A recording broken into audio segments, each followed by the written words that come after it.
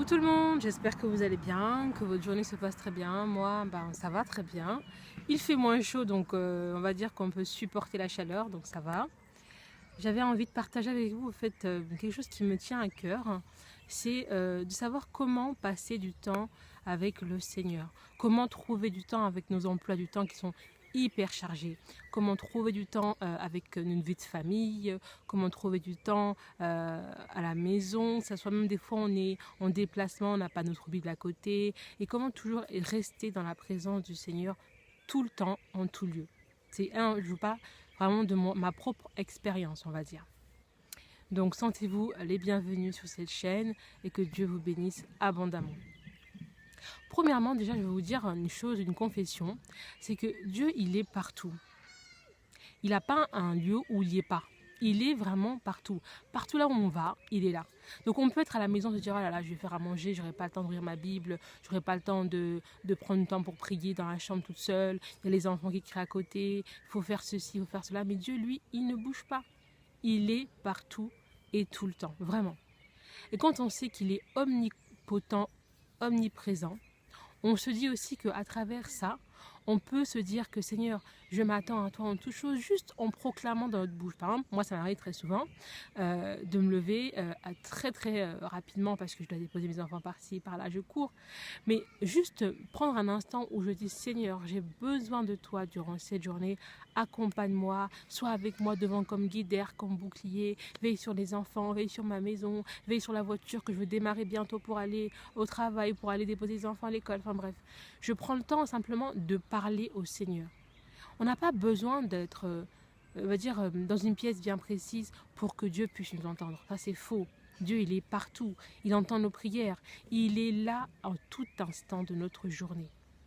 Donc moi, c'est vrai que j'ai maintenant instauré ce rythme avec Konguka qui est à 4 heures du matin, de mettre le réveil et d'écouter la prédication. Et après, juste après, je prends la Bible. Je lis soit des proverbes, soit un psaume, soit aussi un évangile, ça dépend de la force que j'ai ce jour-là.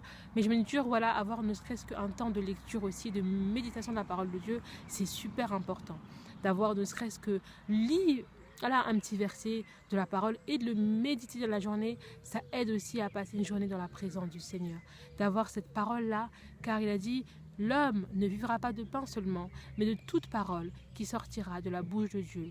Et la parole de Dieu, donc qui se trouve dans la Bible, est cette nourriture spirituelle dont tout chrétien a besoin pour marcher et pour pouvoir gérer sa journée. Voilà. Donc moi, mon conseil, c'est ça. C'est que partout où vous êtes, si moi, je sais, par moment, je suis très stressée, je suis angoissée, j'ai une situation qui est pénible, je dis très fort, Seigneur, j'ai besoin de toi. Sans toi, je ne peux rien faire. Tu es mon bouclier, tu es mon protecteur. Alors accompagne-moi dans ce lieu où je vais aller, que je ne connais pas. Pourtant, je ne suis pas dans ma chambre. Pourtant, je ne suis pas face à ma Bible. Pourtant, je ne suis pas à genoux comme je fais d'habitude à la maison. Généralement, quand je prie, je me mets à genoux devant la fenêtre parce que je pense que j'aime bien en fait m'inspirer des personnes qui ont vécu dans la Bible, comme Daniel. Il a l'habitude de prier devant la fenêtre et comme s'il parlait directement avec le ciel, donc près du royaume de Dieu, parce que le royaume de Dieu, il ne se trouve pas sur terre, il se trouve dans les cieux. Donc j'aime bien aussi cette approche-là. Je me mets face à ma fenêtre, je me mets à genoux et je commence à prier. Et là, j'invoque le nom du Seigneur et j'ai l'impression qu'il m'entend ou que je suis en face avec lui, face à face au fait.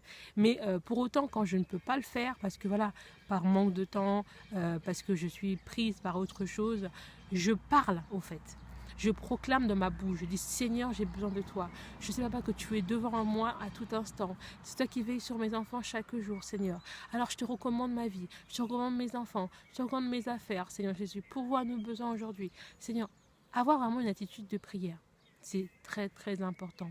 Car il a dit je pense que c'est le livre de Thessaloniciens, c'est ça, où il dit prier sans cesse. Il n'y a pas un moment où un chrétien doit se dire ah, je prierai demain. Mais non, la prière c'est pas voilà. Pour moi, la prière c'est un état d'esprit. Prier, ça doit être comme une habitude. On mange tous les jours, on se lave tous les jours. J'espère pour vous que vous l'avez tous les jours. Donc on mange, on boit tous les jours. Donc la prière devait être une habitude comme manger, comme dormir, comme aller se laver. Enfin voilà, c'est un état d'esprit. Et donc quand on a compris ça, on ne peut pas se dire que je peux passer une journée sans Dieu. C'est impossible. C'est impossible. Vivre loin de Dieu, c'est mourir en fait. c'est avoir une âme qui est en enfer. On peut pas vivre loin de Dieu. Il est là, donc on doit en profiter. Sa grâce infinie est là, au milieu de nous. Donc on doit tous les jours manifester sa grandeur, manifester son amour, lui demander, Seigneur, viens à mon aide.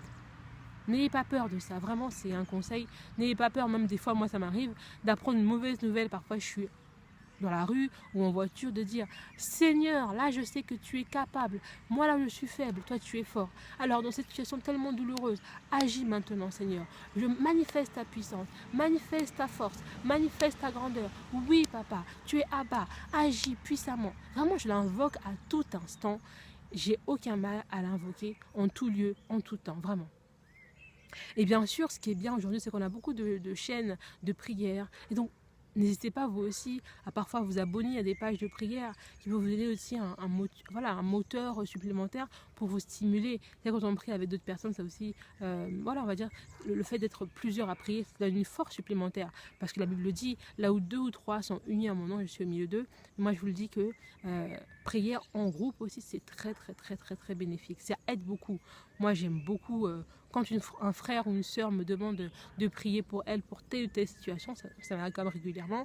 Au contraire, je suis dans la prière avec elle et je la soutiens dans la prière. C'est vraiment avec joie que je le fais. Et je pense que c'est aussi ça, avoir une vie de communauté entre frères et sœurs, le corps de Christ, c'est aussi de prier les uns pour les autres.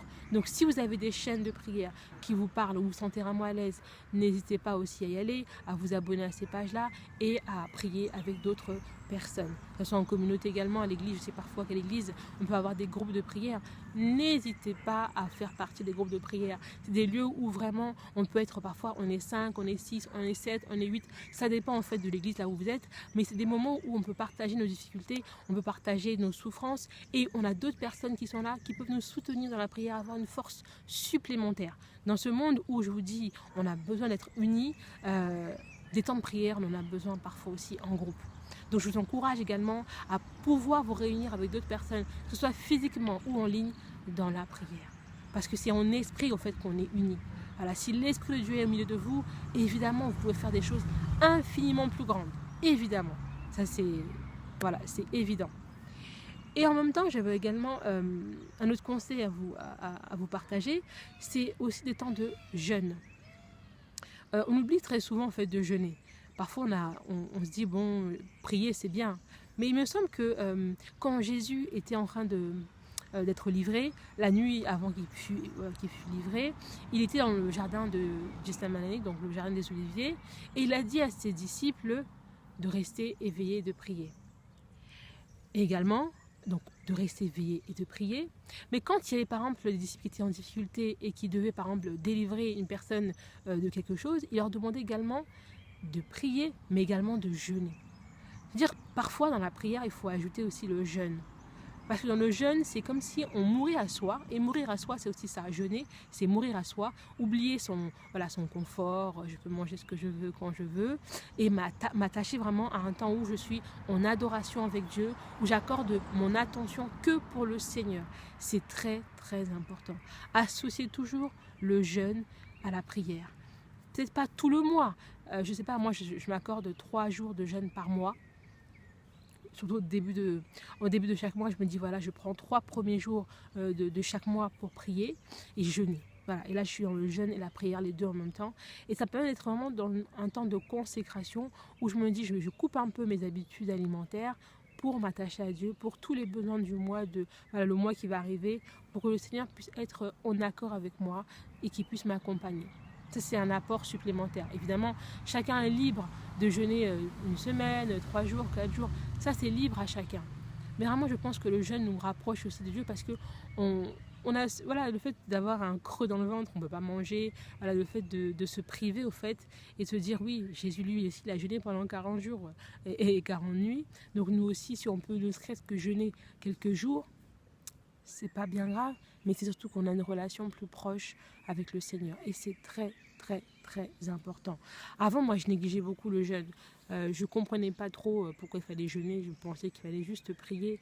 Et c'est quand je commençais vraiment à lire beaucoup la parole de Dieu que je me suis rendu compte que c'était aussi important de jeûner. Prier et jeûner, c'est 2 choses qui vont ensemble, en fait. Le jeûne et la prière. Vraiment, le jeûne et la prière, toujours. C'est des choses, on va dire, fondamentales quand on est chrétien. On ne peut pas dire qu'on va accomplir de grandes choses si on ne jeûne pas. Je pense que ça va de pair, la prière et le jeûne. Surtout dans des choses compliquées à gérer, il faut associer le jeûne. Très sincèrement, ça je vous l'accorde. Et enfin, le dernier point que j'ai à partager avec vous, c'est l'adoration à Dieu. Moi, je chante beaucoup, ma passion c'est le chant, j'aime beaucoup ça, la louange, l'adoration. Je suis toujours en train de louer Dieu, prier dans l'adoration, je chante pour mon Dieu, je suis dans la joie, je loue Dieu toute la journée. Ça c'est mon moment où je suis dans l'atmosphère divine. Vraiment, je vous dis, le fait de louer Dieu, de chanter, je pense que c'est des moments où on est en relation, où on exprime tellement de joie envers le Seigneur. Et moi-même, autant écouter et chanter, les deux, j'aime beaucoup ça. Donc moi je suis d'accord, quand vous voyez dans la voiture, c'est très bien, c'est dans la voiture, on peut faire un long trajet, on met de la musique, on monte dans l'adoration pendant tout le trajet, et bien je peux vous assurer que c'est tellement bon. C'est tellement bon d'être dans l'adoration, je vous assure mes frères, je vous assure mes sœurs, ça vous apporte une joie parfaite, ça vous apporte une paix, vous êtes apaisés, vous êtes comme libérés d'un fardeau par moment. Parfois oui, c'est vrai que ça m'arrive aussi d'avoir des moments où je suis un peu plus triste et quand j'écoute des chants de louange et tout ça, je me dis oui, je reste là en train de me rapprocher de mon Dieu. Je dis oui, Dieu, tu es encore plus près de moi aujourd'hui. Oh Seigneur, je m'abandonne à toi. Voilà.